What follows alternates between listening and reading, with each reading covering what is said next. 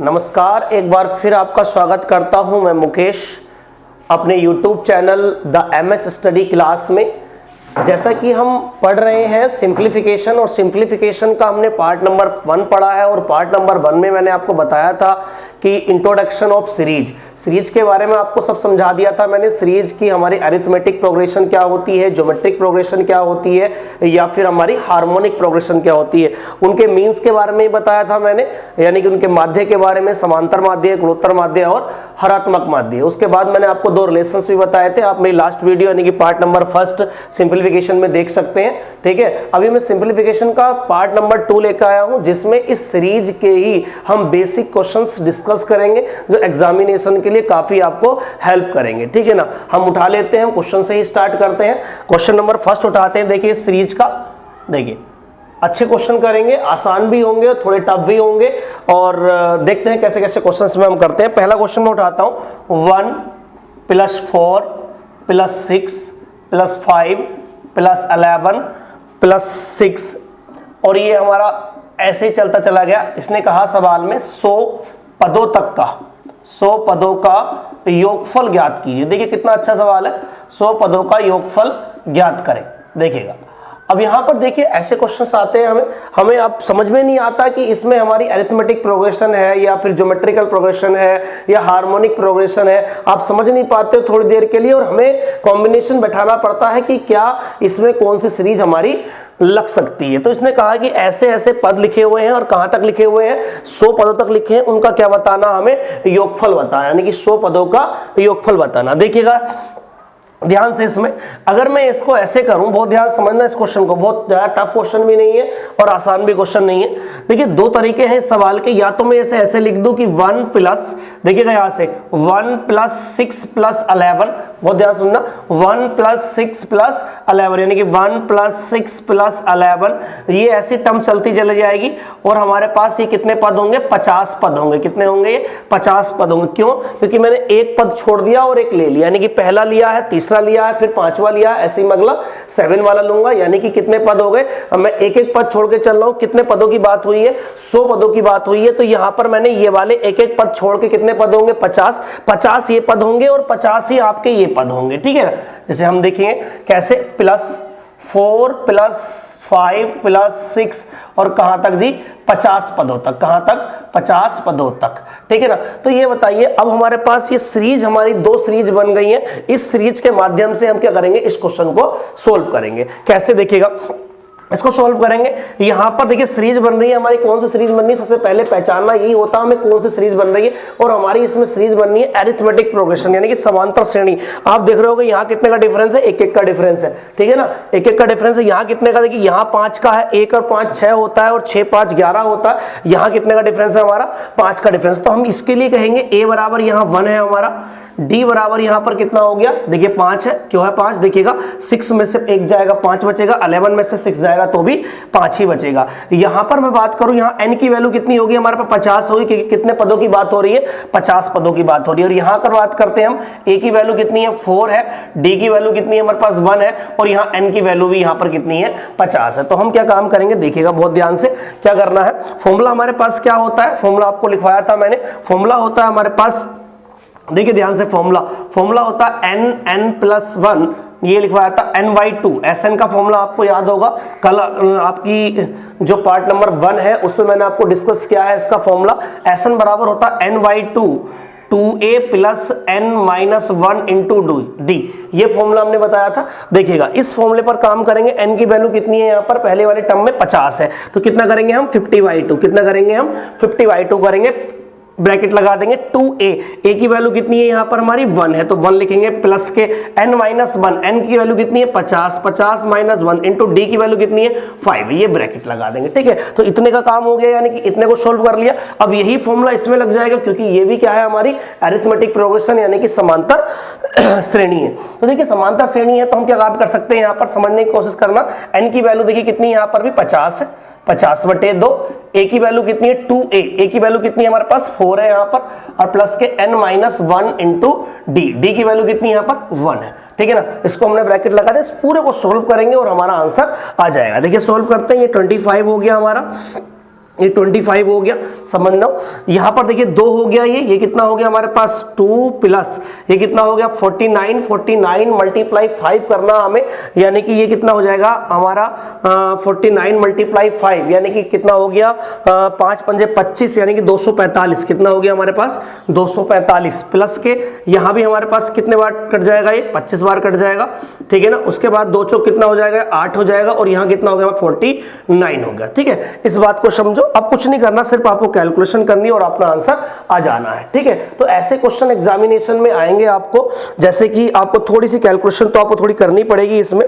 जैसे कि अगर मैं करूं यहां पर 25 मैंने ले लिया, यहां कितना हो गया हमारे पास, अगर 25 दोनों में मैं कॉमन ले लेता हूं, देखिएगा दोनों में अगर कॉमन ले लेता हूं तो एक तो बचेगा ये टर्म और एक बचेगा ये टर्म, ये कितना हो गया हमारा 247 और ये कितना हो गया हमारे पास 57, यानी इन दोनों को हमने ऐड करना है और इसकी मल्टीप्लाई करनी है और हमारा आंसर आ जाना है, ठीक है। कर लेते हैं, देखिएगा 25 मल्टीप्लाई, ठीक है। थोड़ी सी आपको क्या करना पड़ेगा, सिंप्लीफिकेशन के लिए अपनी जो स्पीड है कैलकुलेशन की वो भी इंक्रीज करनी पड़ेगी, क्योंकि इसके बगैर भी आप आंसर्स नहीं ला सकते हैं। देखिए ये कितना हो गया हमारे पास 304 हो गया और हम इसका आंसर बता देंगे कि तो कितना हो जाएगा हमारा 7600, यही इस क्वेश्चन का क्या हो गया आंसर हो गया।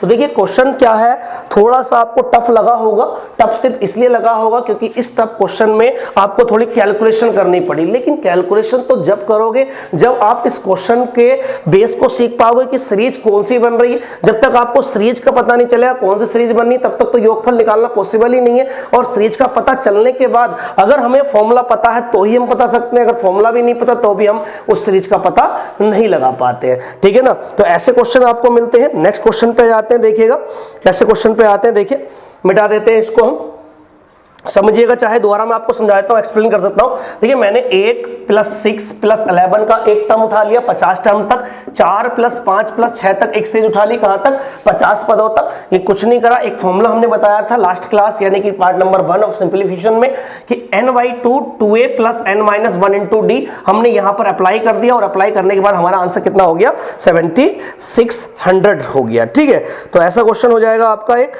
ठीक है। नेक्स्ट क्वेश्चन पे आते हैं हम, देखिएगा कुछ इंपॉर्टेंट सवाल करेंगे इसमें हम इस सीरीज में, क्योंकि जब तक मैं आपको अच्छे क्वेश्चन नहीं कराऊंगा तब तक आप इजी सवालों पर ही अटके रहोगे और इजी क्वेश्चंस एग्जामिनेशन नहीं पूछता है, कुछ ना कुछ ऐसी बात जरूर पूछेगा जो थोड़ी सी अलग हो, यानी कि बच्चे ने मेहनत जब तक नहीं करके जाएगा उस बात को वो पता नहीं लगा पाएगा। जैसे कि क्वेश्चन में बात करता हूं, क्वेश्चन नंबर 2 की बात कर लेते हैं। देखिए थोड़े डिफर क्वेश्चन कराऊंगा सारे आपको मैं जो एग्जामिनेशन में आपको आने वाले हैं। 300 से 600 के बीच, 300 से 600 के बीच 4 से विभाजित कुल पदों की संख्या व योगफल ज्ञात करें, यानी कि 2 आंसर इससे पूछे हैं हमने, योगफल ज्ञात करें। तो एक एग्जांपल से मैं बता दूंगा कि कैसे इन सवालों को हैंडल करते हैं, कि कैसे हम पता लगा पाएंगे कि 300 से 600 के बीच ऐसे कितने नंबर हैं कि किससे डिवाइड होते हैं, वो 4 से डिवाइड होते हैं, या उनका योगफल हम कैसे निकाल पाएंगे। देखिए जरूरी नहीं है वो ये कैसे 4 से विभाजित हो, वो ये भी कह सकता है कि 4 का गुणज हो, ठीक है। इस बात को ध्यान रखना, क्वेश्चन अलग नहीं हुआ आपका, 4 से विभाजित होना और 4 का मल्टीपल होना, दोनों का मींस क्या होता है, एक होता है। सवाल ये भी कह सकता था वो कि 300 से 600 के बीच 4 के गुणज, 4 के कितने गुणज है तथा उनका कितना योगफल है, ऐसा क्वेश्चन नहीं पूछ सकता था। तो सबसे पहला क्या है, हमें यह बताना था कि 4 से विभाजित है तो हर 4 के बाद नंबर आएगा, कितने के बाद नंबर आएगा, हर 4 के बाद नंबर आएगा। तो हम पता कैसे लगाते हैं कि 300 से 600 के बीच कौन कौन से नंबर होंगे, कितने नंबर होंगे, यही बात आपसे पूछ रहा है। देखिए क्या करना है हमें, सबसे पहले देखिए अगर मैं 300 की बात करूं और 300 को डिवाइड करता हूं 4 से, समझने की कोशिश करना, 300 को अगर मैं 4 से डिवाइड करता हूं तो आपको पता है 4 से पूरा कैंसिल आउट हो जाएगा। कैंसिल आउट कैसे हो जाता है, क्योंकि लास्ट की 2 डिजिट अगर 0-0 होती हैं तो वो नंबर किसका डिविजुअल माना जाता है, हमारा 4 का डिविजुअल माना जाता है। तो इसका मतलब है 300 भी क्या है, 4 का डिविजिबल है। लेकिन 300 से 600 तक नहीं कहा, तक में और बीच में बहुत बड़ा डिफरेंस है। बीच का मतलब है कि उन 2 संख्याओं को छोड़कर, यानी कि 300 को भी और 600 को छोड़कर जो बीच में नंबर लाई किए हैं उन नंबरों के बारे में आपसे बात कर रहा है वो। अगर वो कहता कि 300 से 600 तक, तो 300 से 600 तक का मतलब होता कि 300 भी इंक्लूड होता और 600 भी इंक्लूड होता। तो ये बताइए जब 300 पूरा डिवाइड है किससे, 4 से डिवाइड है, तो उससे अगला नंबर 304 होगा। क्यों? क्योंकि हर 4 के डिफरेंस के बाद आया होगा, क्योंकि 4 के गुणज का मतलब 4 के डिफरेंस, 2 का गुणज का मतलब 2 का डिफरेंस, 3 के गुणज का मतलब 3 का डिफरेंस। तो अगला नंबर कितना होगा हमारे पास? 308 होगा, अगला नंबर 312 होगा, ऐसे ही नंबर चला जाएगा। अब आप लास्ट वाले नंबर पे देख लीजिए, 600 भी किससे डिवाइड है? कंप्लीट हमारा 4 से डिवाइड है। अगर 600 4 से डिवाइड है तो इससे पहले वाला नंबर यानी कि 596 होगा, 4 पहले ही होगा, 596 होगा। तो सबसे पहले क्या पूछा उसने कि कुल पदों की संख्या बताओ। तो पदों की संख्या nth टर्म आपसे पूछी है। क्या पूछा है आपसे? nth टर्म पूछी है। और nth टर्म के लिए मैंने बताया था फॉर्मूला आपको, अगर कभी भी आपका समांतर श्रेणी हो देखिए ऐसे सारे क्वेश्चनों में समांतर श्रेणी होगी। समांतर श्रेणी क्यों होगी? समांतर श्रेणी इसलिए होगी कि यहां भी 4 का डिफरेंस है, यहां भी 4 का और यहां भी 4 का डिफरेंस है। देखिए n बराबर क्या होता मैंने बताया था, last term minus first term divide by difference plus 1। तो ये क्वेश्चन मैंने आपको ये फॉर्मूला बताया था टर्म निकालने का। तो n बराबर लास्ट टर्म कितनी है? देखिए यहां पर 596 है, लिख लीजिए 596, माइनस फर्स्ट टर्म कितनी है हमारे पास? 304 है, लिख लीजिए 304, डिवाइड बाय डिफरेंस कितने का होगा? 4 का ही होगा, क्योंकि 4 के मल्टीपल्स के बारे में बात हो रही है। 4 लिख लिया प्लस के 1। तो n की वैल्यू यहां से निकालनी है हमें। देखिए कितना हो जाएगा हमारे पास ये 292। कितना हो जाएगा हमारे पास ये? 292 डिवाइड बाय कितना हो गया? 4 प्लस के 1। डिवाइड कर दीजिए यहां से इसे अगर आपने डिवाइड किया 4 से कितनी बार कैंसिल आउट होगा? 4 सत्ते 28 और कितना रह गया? 4 तिया 12 यानी कि 73 और एक कितना? 74। यानी कि हमारी n की वैल्यू कितनी हो गई? 74 हो गई। यानी कि एक आंसर आ गया हमारा कितना? 74 क्या आंसर आया है हमारा कि इसमें 74 नंबर ऐसे होंगे जो कंप्लीट डिवाइड बाई क्या होंगे? 4 होंगे या 4 के क्या होंगे? वे गुणज होंगे। ठीक है, उसके बाद बात करते हैं। उसने कहा कि पदों का योगफल बताओ। उनके पदों का योगफल Sn बराबर, मुझे आप बताइए पदों का योगफल, दो फॉर्मूले लिखवाए थे मैंने आपको कि n/2 2a plus n minus 1 into D, एक फॉर्मूला ये था हमारा। बट एक फॉर्मूला ये भी था जिसमें हमें पहला पद और अंतिम पद दोनों पता होते हैं। तो क्या फॉर्मूला था वो हमारा? n/2 first term plus last term, ये भी लिखवाया था मैंने आपको, लास्ट टर्म। ठीक है ना, n/2, n की वैल्यू कितनी है हमारे पास? 74 डिवाइड बाई 2। फर्स्ट टर्म कितनी है हमारे पास? 304 और लास्ट टर्म कितनी है हमारे? 596। देखिए कितना हो गया ये हमारे पास?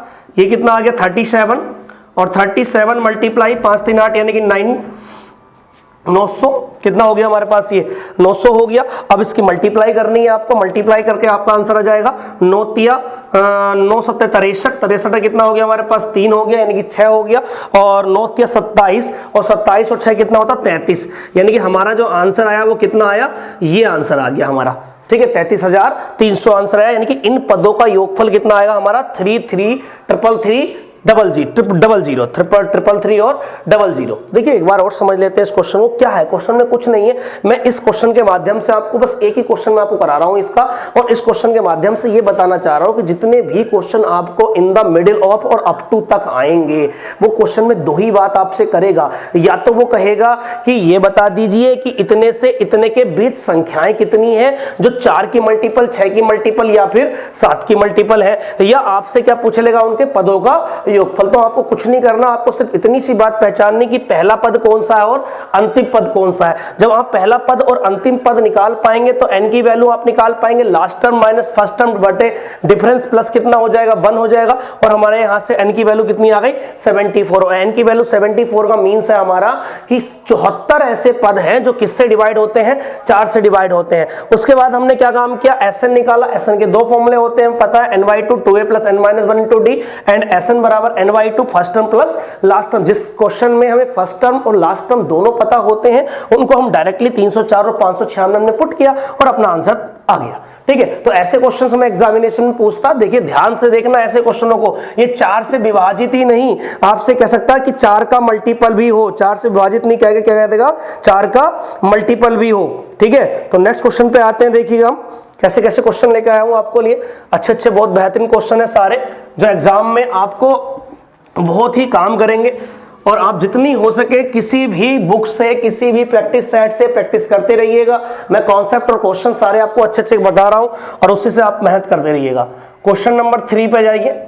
क्वेश्चन नंबर 3 क्या रखा कि 25 की पावर, देखिए क्वेश्चन अच्छा क्वेश्चन है, 1/3, 1/9, 1/27 और ये कहां तक चला गया हमारा, इनफाइनाइट तक चला गया। ठीक है ना, बस इतना सा क्वेश्चन कह दिया कि इसकी वैल्यू बता दीजिए। देखिए कैसा आसान सवाल है। देखिए सवाल आसान तब है जब आपको ये पता हो कि इसमें कौन सी सीरीज लाइक करेगी। अगर आपको पता ही नहीं है कौन सी सीरीज लाइक करती है और पता भी लगा लिया कि सीरीज लाइक करती है, उसके बाद फॉर्मूले याद नहीं है, तो आप कुछ नहीं कर सकते हो। तो क्या करना चाहिए हमें, सबसे पहला है पहचानना है कि सवाल को देखते ही पता चल जाना चाहिए कि ये क्वेश्चन जो है इस तरीके का है और वो तरीका हमें आता है। और तरीका अगर नहीं आता तो क्वेश्चन छोड़ दीजिए। अगर क्वेश्चन हम डायरेक्टली अटेम्प्ट करने के चक्कर में पड़ गए और हमें पता ही नहीं है तरीका क्या है, तो हमसे सवाल नहीं होगा। कोई कहने लगा मैं इसे सोल्व कर लूं, इसकी पावर सोल्व कर लूं, कैसे कर लोगे भाई, पावर 1/3, 1/9, 1/27 कैसे सोल्व कर लोगे, नहीं कर पाओगे। तो देखिएगा सबसे पहले ये सीरीज, कुछ ना कुछ सीरीज लग रही है मुझे, सीरीज उठा लेता हूं मैं, 1/3, 1/9, 1/27, ये इनफाइनाइट तक। कल मैंने बताया था कि एक तो हरात्मक श्रेणी होती है, एक समांतर श्रेणी होती है। समांतर श्रेणी हरात्मक श्रेणी की उल्टी होती है। अगर ये बटे बटे में समांतर श्रेणी होती तो ये पूरी किसमें होती, हरात्मक श्रेणी में। समांतर श्रेणी है नहीं है, क्यों नहीं है, क्योंकि यहाँ डिफरेंस कितने का, 6 का है और यहाँ डिफरेंस कितने का, 19 का है। तो इसका मतलब समांतर श्रेणी तो है नहीं। इसका मीन से क्या हो सकती है, ये गुणोत्तर श्रेणी हो सकती है। गुणोत्तर श्रेणी पहचानने का क्या तरीका होता है मैं आपको बताता हूं। देखिए 3 तिया 9, 9 तिया 27, तिया 81, ऐसे चल रही है सीरीज आपकी। और घटते क्रम में है, ये बढ़ते क्रम में नहीं है, घटते क्रम में, क्योंकि 1/3 बड़ा होता है 1/9 से और 1/9 बड़ा होता है 1/27 से। और कहां तक जा रहा है ये, इनफाइनाइट तक। और क्या है निशान इसका बीच में, प्लस प्लस प्लस।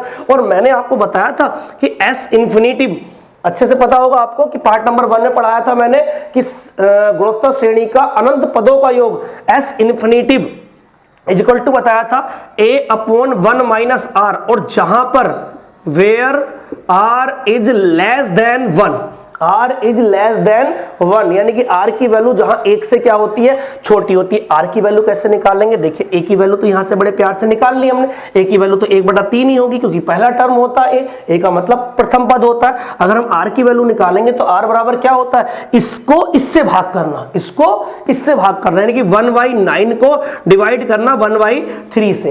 यही आप करोगे, देखिए करिएगा, 3 तिया 9, यानी कि हमारे पास कितना आ गया, 1/3। r की वैल्यू 1/3 होगी और a की वैल्यू भी 1/3 होगी। अब इस फॉर्मूले में हम रख देते हैं, देखिएगा बहुत ध्यान से, इस फॉर्मूले में हम रख देते हैं a की वैल्यू कितनी है, 1/3, देखना बहुत ध्यान से a की वैल्यू। और r की वैल्यू कितनी है हमारे पास, 1 - 1/r, 1/1/3। देखिए सोल्व कैसे करेंगे इसे हम, ये हो जाएगा हमारे पास 1/3 अपॉन, बहुत ध्यान समझना, 1/3 यहीं सोल्व कर लेते हैं, नीचे ही देखो, यहां सोल्व नहीं करते, यहां सोल्व कर लेते हैं। यहां मैंने बता दिया आपको, a की वैल्यू यहां पर पुट कर देते हैं। देखिए करिए a की वैल्यू पुट, यहां पर a की वैल्यू कितनी है हमारे पास, 1/3 और 1 - 1/3 बराबर क्या हो जाएगा, 1/3 बटे 3 में से 1 गया 2, यानी कि 2/3, इससे कैंसिल हो गया, यानी कि हमारे पास वैल्यू कितनी आ गई, 1/2। यानी इस सीरीज की वैल्यू 1/2 आई है। अभी आंसर 1/2 नहीं आया, इस सीरीज की वैल्यू 1/2 आई है। इसका मतलब है ये जो सीरीज है किसकी पावर में लिखी हुई है, 25 की पावर में लिखी हुई है। तो हम जब आंसर लाएंगे तो आंसर कैसे लाएंगे, 25 की पावर 1/2। 25 की पावर क्या हो जाएगी, 1/2। और 25 की पावर का मतलब 1/2 का मतलब क्या होता है, √25, और √25 का मतलब क्या होता है, हमारा आंसर 5 हो गया। यही हमारे इस क्वेश्चन में क्या होगा, आंसर होगा। ठीक है, देखिए क्वेश्चन समझ पाए होंगे। क्वेश्चन क्या था हमारा, क्वेश्चन नंबर 3 में मैंने आपको सिर्फ इतना बताया था क्वेश्चन नंबर 3 में कि ये जो सीरीज आपकी चल रही है 1/3, 1/9, 1/27 कहां तक हमारी, इनफाइनाइट तक। ये एक सीरीज कैसी है हमारी, गुणोत्तर श्रेणी। और गुणोत्तर श्रेणी का एस इन्फिनिटी पद क्या होता है, a/1 - r होता है, क्योंकि कहां तक जा रही है सीरीज हमारी, इनफाइनाइट तक जा रही है। a की वैल्यू 1/3 होगी, r की वैल्यू कैसे निकलती है, दूसरे पद को पहले पद से डिवाइड किया जाता है तो किसकी वैल्यू निकल जाती है, r की वैल्यू निकल जाती है। तो r की वैल्यू कितनी आ गई, 1/3 आ गई। तो कुछ नहीं करना, s इन्फिनिटी बराबर 1/3 अपॉन 1 - r की वैल्यू यहाँ पे पुट कर दी। तो क्या वैल्यू आ गई हमारे पास, 1/2 वैल्यू आ गई। हमने इसकी पावर में लिखनी थी, जो वैल्यू आएगी 25 की पावर कितनी हो गई, 1/2, और ये √25 हो गया। √25 की वैल्यू कितनी होती है, 5 होती है। तो ऐसे क्वेश्चन एग्जाम में आते हैं, बहुत ज्यादा पूछता है ऐसे क्वेश्चन। ठीक है, नेक्स्ट क्वेश्चन पे आते हैं, क्वेश्चन नंबर 4। देखिए नेक्स्ट क्वेश्चन पे आते हैं, क्वेश्चन नंबर 4। क्वेश्चन नंबर 4 क्या कह रहा है कि जीपी का मतलब क्या होता है, ज्योमेट्रिकल प्रोग्रेशन यानी कि गुणोत्तर श्रेणी। मैंने शॉर्ट में लिख दिया, बस इतना किया है कि जीपी का 7वां पद, यानी कि 7वां पद का मतलब है उसका 7 टर्म, उसके चौथे पद के यानी कि चौथे पद यानी कि 4th पद टर्म के 8 गुने के बराबर है। कितने गुने के बराबर है, 8 गुने के बराबर है। तो उसका प्रथम पद क्या होगा, यानी कि आपसे एक ही वैल्यू उसने पूछी है, यदि 5वां पद कितना हो, 48 हो। तो ऐसा क्वेश्चन देखिए, आसान क्वेश्चन, ज्यादा टफ सवाल नहीं, बस मैं आपको क्या कर रहा हूं, एक प्रैक्टिस करा रहा हूं कि इसमें आप इतना समझ जाओ कि जितने भी फॉर्मूले मैंने बताए उन फॉर्मूलों को आप याद रख लो इन क्वेश्चनों के माध्यम से, क्योंकि जब बड़े क्वेश्चन आएंगे तो आपको ये फॉर्मूले कंठस्थ होने चाहिए। अगर फॉर्मूलों की वीडियो में बनाता आपके लिए तो क्या होता, आप सिर्फ फॉर्मूले भी अच्छे से याद नहीं रख पाते, क्योंकि जब तक क्वेश्चन नहीं होंगे उस पर आप याद नहीं रख पाओगे। तो इसलिए मैं क्वेश्चन वाली वीडियो भी लेकर आया हूं इस पे सीरीज के लिए। देखिएगा, आप मुझे बताइए कि टी जो होता है हमारा किसका, जीपी का, वो वैल्यू क्या होती है, ए आर की पावर n-1, ए आर की पावर n-1, यानी कि जोन सा पद हमें निकालना है सॉरी, जोन सा पद हमें निकालना है उसकी पावर क्या होगी, n-1। जैसे कि मान लीजिए हमें सपोज कि दूसरा पद निकालना है, चौथा पद निकालना है। अभी इसमें कौन से पद की बात कर रहा है, तो 7वें पद की। चलो 7वां पद ही निकाल लेते हैं। 7वां पद निकालना है तो n की वैल्यू कितनी हो गई, 7 हो गई। तो बराबर ए आर की पावर 7-1, यानी कितना हो जाएगा, ए आर की पावर कितनी हो जाएगी, 6 हो जाएगी। तो कौन सा पद हो गया हमारा, ये 7वां पद हो गया। अगर मुझे कौन सा पद निकालना है, देखिए चौथा पद निकालना, तो T4 हमारा निकालना पड़ेगा। तो T4 क्या हो गया, ए आर की पावर 4-1, तो 4-1 क्या हो गया, ए आर की पावर 3 हो गया। ठीक है, तो वो क्या कह रहा है, देखिएगा पहले ये कह रहा है कि जीपी का 7वां पद का मतलब T7 इज इक्वल टू उसके चौथे पद के 8 गुने के बराबर है, यानी कि चौथे पद के 8 गुने के बराबर है। आप देखिए 7वें पद की वैल्यू क्या होती है, ए आर की पावर 6 बराबर इसकी वैल्यू क्या है हमारे पास, ए आर की क्यूब मल्टीप्लाई 8, यही तो वैल्यू है हमारे पास। देखिए 7वां पद उसके चौथे पद के 8 गुने के बराबर है। तो हमें क्या करना है, यहां पर देखिए ए से ए कैंसिल हो जाएगा, यहां पावर कितनी है, आर की 6 है, और यहां पावर कितनी है हमारी 3 है। तो 3 पावरों से 3 पावर कैंसिल हो जाएंगे, तो कितनी पावर बचेंगी, 3 पावर बचेंगी। यानी आर की पावर 3 की वैल्यू कितनी होगी हमारे पास, 8 होगी। जब आर की पावर 3 की वैल्यू 8 हो गई तो यहां से आर की वैल्यू कितनी आ जाएगी हमारे पास, 2 हो जाएगी। कितनी हो जाएगी, 2 हो जाएगी। हमसे क्या पूछा है कि प्रथम पद क्या होगा यदि 5वां पद कितना हो, 48 हो। आप मुझे बताइए T5 अगर निकालेंगे हम तो ए आर की घात 5-1 यानी कि ए आर की घात 4 होगा। बताइए क्या होगा, ए आर की घात 4 होगा। तो उसने कहा कि T5 जो है वो कितना हमारे पास 48, और T5 की वैल्यू कितनी है हमारे पास, ए आर देखिए कितना हमारे पास, आर देख लीजिए यहाँ पर 2 की घात कितना 4 बराबर कितना हो गया 48। देखिए ए आर की घात 4 है ना, ए आर की घात 4। अब ए आर की घात 4 ये देखिए कितना होता है हमारे पास, 2 दूनी 4 दूनी 16 होता है। 2 की घात 4 कितना होगा, 2 दूनी 4 दूनी 8 दूनी 16 होता है, यानी 16 ये हो गया, 16 दूतिया कितना होता है 48 होता है। तो हमारे पास यहां से ए की वैल्यू कितनी आ गई, 3 आ गई, और यही इस सवाल में पूछा गया है। तो देखिए मैं अभी क्या हो रहा है, आपको लग रहा होगा, कुछ बच्चे कहते भी हैं सर शॉर्ट ट्रिक में बताइए, तो इसमें क्या शॉर्ट ट्रिक बतानी, सिर्फ इतनी सी बात याद रख लो भाई हमारे पास T7 निकालना है तो पावर 1 कम होती है, 4 निकालना है तो पावर 3 होती है, 7 निकालना 6, और यहाँ 5 निकालना तो पावर कितनी होती है, 4 होती है। आप पुट मत करिएगा, इसे याद रख लीजिएगा। तो इसमें क्या होगा, क्या शॉर्ट ट्रिक लगाओगे इसमें, आप खुद बताइए। जब तक आप इसे फॉर्मूले नहीं लगाओ, बस आप हो सकता है कि आप कैलकुलेशन जल्दी कर लो, ये शॉर्ट ट्रिक हो जाएगी आपकी। ठीक है, तो इतना ही इसमें शॉर्ट चलता है, इससे शॉर्ट नहीं चलता है। ठीक है, नेक्स्ट आते हैं, देखिए क्वेश्चन पे हम और अच्छा क्वेश्चन कर लेते हैं, मिटा देते हैं इस क्वेश्चन को। समझ में आ गया होगा क्वेश्चन नंबर 4, और पार्ट नंबर 2 चल रहा है सिंपलीफिकेशन का, आपको बता देते हैं, मिटा देते हैं। देखिए आसान क्वेश्चन था ये भी हमारा, इसके आगे चलते हैं। एग्जाम ओरिएंटेड सवाल है सारे ये, ठीक है। ऐसा कोई आपको कॉन्सेप्ट मैं नहीं बताऊंगा जिसमें कि आपको ऐसा लगे कि फालतू की पढ़ाई हो रही है, ये कोई फालतू की पढ़ाई नहीं हो रही है। आप प्लीज मेहनत से, जितनी मेहनत मैं आपको कर रहा हूं इसमें, आप उतनी मेहनत एक बार करिएगा और फिर देखिएगा रिजल्ट कितना बेहतरीन आता है आपका। जैसे ही ये लॉकडाउन खुलेगा वैसे अगर वैकेंसी आती तो आपकी जॉब बहुत जल्दी लग जाएगी। क्वेश्चन नंबर 5 देखिएगा यहाँ पर। क्वेश्चन नंबर 5 क्या कहता है कि एक व्यक्ति, क्वेश्चन समझिएगा, एक व्यक्ति 100 रुपए जनवरी 2014 में बचत करता है, जनवरी 2014 में बचत करता है, तथा प्रत्येक माह 50 रुपये पिछले माह की तुलना में, पिछले माह की तुलना में अधिक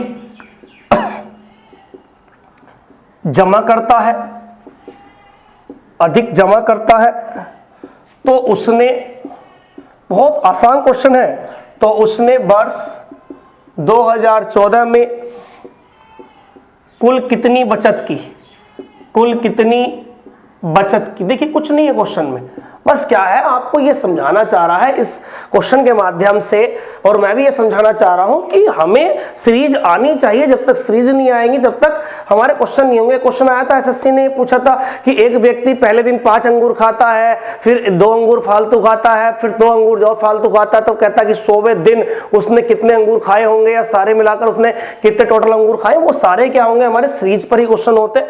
ये क्या कह रहा है कि पहले दिन कितने रुपए जमा करता है, 100 रुपए जमा करता है, अगले दिन पिछले महीने से पहले महीने जमा करता है, जनवरी के महीने जमा करता है। और कब तक की बात हो रही है हमारे पास कि वर्ष 2014 में, वर्ष 2014 का मतलब पूरे साल की बात हो रही है। तो ये पूरे साल की बात हो रही है, जनवरी से स्टार्टिंग करी है उसने सेविंग करनी और दिसंबर तक सेविंग करी होगी।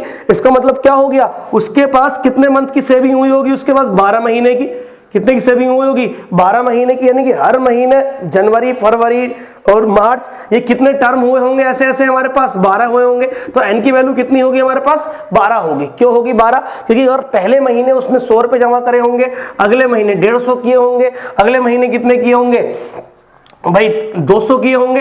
तो आप मुझे बताइए, वो ये नहीं पूछ रहा कि 12वें महीने में कितना किया, वो ये पूछ रहा कुल 2014 में कितनी बचत की। तो मुझे बताइए SN, एक फॉर्मूला होता है N/2, 2A plus N-1 into 2, ये फॉर्मूला होता है। तो n की वैल्यू कितनी होगी हमारे पास 12। मैंने बताइए 12 कहां से आई है, ये 12 महीने का जिक्र हो रहा है इसलिए 12 आई है। 12/2 हो जाएगा 2a, a की वैल्यू कितनी है 100 है, n की वैल्यू कितनी है हमारे पास 12 है, 12 माइनस 1, और d की वैल्यू कितनी है, d की वैल्यू कितनी है, यहाँ पर कितने कितने का डिफरेंस चल रहा है हमारे पास। देखिए यहाँ से a की वैल्यू है हमारे पास 100 और d की वैल्यू कितनी है 50 है, क्योंकि इसमें से घटाएंगे तभी तो 50 आएगा, मल्टीप्लाई कितना हो जाएगा 50 हो जाएगा। अब इसी कैलकुलेशन कर लेना सारे की, 6 ये कितना हो गया 200 और ये कितना हो गया हमारे पास 11, 11 पंजे 55 यानी कि 550। इसकी मल्टीप्लाई कर लेते हैं, 5 और 2 7, 750 मल्टीप्लाई कितना हो गया 6 हो गया, यानी कि ये हो जाएगा आपका 75 छंग कितना हो जाएगा 4500, यानी कि ये आंसर कितना हो जाएगा 4500। यानी कितने रुपए उसने सेव किए होंगे पूरे साल में, 4500 रुपए सेव किए होंगे। देखना आप कैलकुलेशन करना सही है, 45 बिल्कुल ठीक कैलकुलेशन है, 4500 आपका इसका आंसर हो गया। क्वेश्चन को एक बार फिर मैं समझा देता हूँ, आसान सवाल है। क्वेश्चन क्या कह रहा है, एक व्यक्ति 100 रुपए जनवरी 2014 में बचत करता तथा प्रत्येक माह पिछले माह की तुलना में 50 रुपया अधिक सेविंग करता है, तो उसने वर्ष 2014 में कुल कितनी राशि की बचत की। देखिए हो सकता था पूरे साल की बात ना करता, कहता कि जनवरी से लेकर सिर्फ अक्टूबर तक बताइए, तो 10 महीने हो जाते। ठीक है, तो ऐसे क्वेश्चंस में ध्यान रखना कि पूरे साल के बारे में बात हो रही है, तो n की वैल्यू कितनी होगी हमारे पास 12 हो गई, और कम की बात होती तो वैल्यू उतनी हो जाती जितनी की उसने बात की है। ठीक है, तो समझ पाए होंगे इस क्वेश्चन को आप। नेक्स्ट क्वेश्चन पे जाते हैं। देखिए ऐसे अच्छे अच्छे क्वेश्चन कर लेते हैं।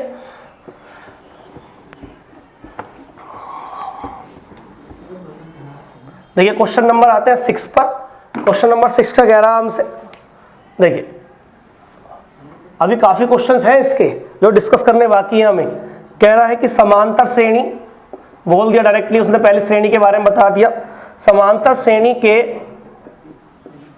दूसरे तथा पांचवें पद का योग, देखिए बहुत ध्यान से, पांचवें पद का योग कितना है, मान लीजिए उसने कह दिया 8 है, और तीसरे तथा सातवें पद का योग 14 है। क्या है जी 14 है, तो 11वां पद ज्ञात करें। ऐसा क्वेश्चन आपको हो सकता आ जाए, 11वां पद ज्ञात कर। देखिए पद ज्ञात करने का मतलब है, इसने पूछा tn की वैल्यू। tn क्या होता है हमारे पास, tn होता है a plus n-1 into D. ठीक है ना। आप मुझे बताइए, अगर मैं यहां पर कौन सा पद की बात हो रही है, दूसरे पद की, अगर मैं t2 निकालूं यानी कि दूसरा पद निकालूं, तो ये हो जाएगा a प्लस, यहां 2 में से 1 घटेगा तो क्या बचेगा 1d। इसका मतलब ये है कि अगर यहां 2 की बात हो रही है तो यहां 1 आएगा, अगर यहां 3 की बात हो रही है तो यहां 2 आएगा, 4 की बात हो रही है तो यहां 3 आएगा, 1 कम आएगा। तो डायरेक्टली मैं कह सकता हूं दूसरा पद हो जाएगा a प्लस डी। क्योंकि यहाँ एक डी आएगा, दूसरा पद वह पांचवा पद का मतलब हो जाएगा a प्लस 4d, कितना हो जाएगा 4d। इन पदों का योग कितना है हमारे पास 8 है, यानी कि इतने की मतलब ये हो गया हमारे पास t2 हो गया और इसका मतलब क्या हो गया हमारे पास t5 हो गया। तो इतनी बात की है उसने, कितना पद बताया उसने 8 बताया। यहां से जोड़ लीजिए 2a प्लस कितना हो गया 5d बराबर कितना आ गया हमारे पास 8 हो गया। आगे चलते हैं, उसने कहा तीसरे व सातवें पद का योग, तीसरे व सातवें का, तीसरे का मतलब हो जाएगा हमारे पास a प्लस 2d और सातवें का मतलब क्या हो जाएगा a प्लस 6d।